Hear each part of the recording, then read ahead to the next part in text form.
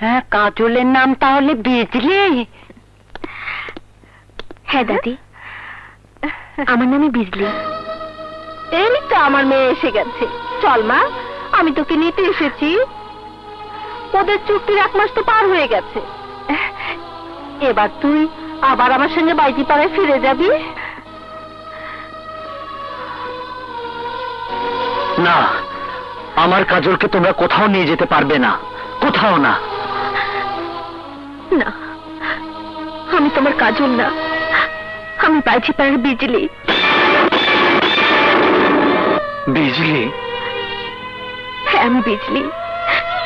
তোমার কাজল অনেক আগে মরে গেছে।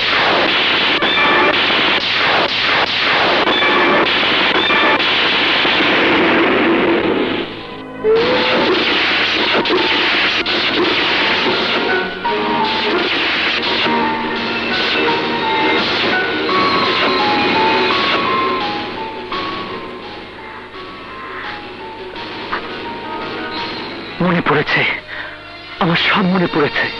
এবার আমি বুঝতে পারছি নজরুল আমাকে কেন খুন করতে চায়। কিন্তু আমি তো ম্যাজিস্ট্রেট বরকতুল্লাহকে খুন করিনি, খুন করেছে মিশাল লোকেরা। ওরে বাপরে বাপ, এরা দেখি খুনি। আমাদেরকে খুন করার আগে চল মা, আমরা এখান থেকে না, চলে যাই। কাজল এ বাড়ি ছেড়ে কোথাও যাবে না। না, আমাকে এ বাড়ি ছেড়ে যেতেই হবে, কারণ এ বাড়িতে থাকার আমার কোনো অধিকার নেই। অধিকার আছে। তুমি আমাকে সুস্থ করে নতুন জীবন দান করেছো। শুধু তাই নয়, আমি জানি তুমি আমাকে জীবনের চাইতে বেশি ভালোবাসো। তাই তোমাকে বলছি, আজ থেকে তুমি এ বাড়িতে থাকবে আমার স্ত্রী হয়ে।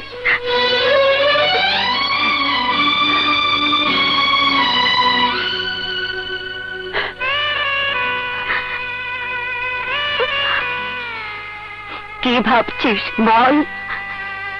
তুই তোর এই বুড়ো দাদিটাকে রেখে কোথায় যাবি ভাই?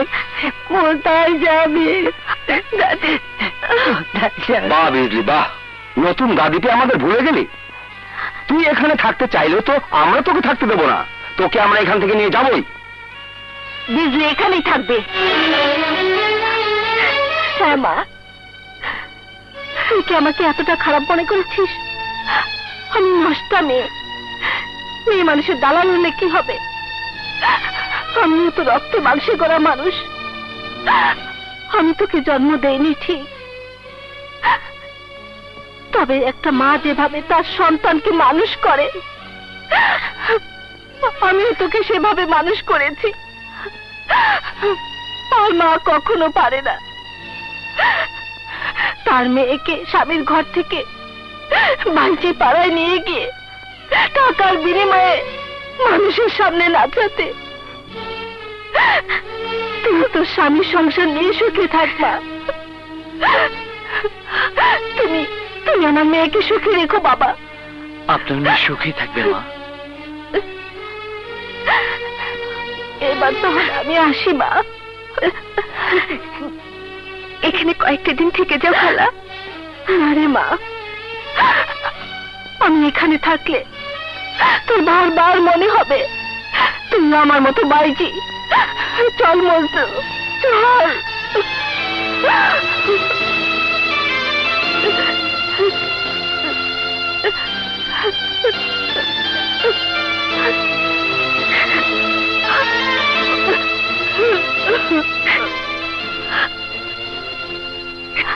তুমি কোথায় যাচ্ছ?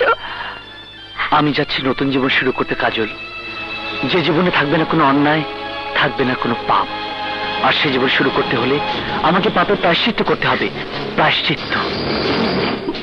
ভাইয়া, ভাইয়া, আপনার জামিননামা এখানে সাইন করে দিন।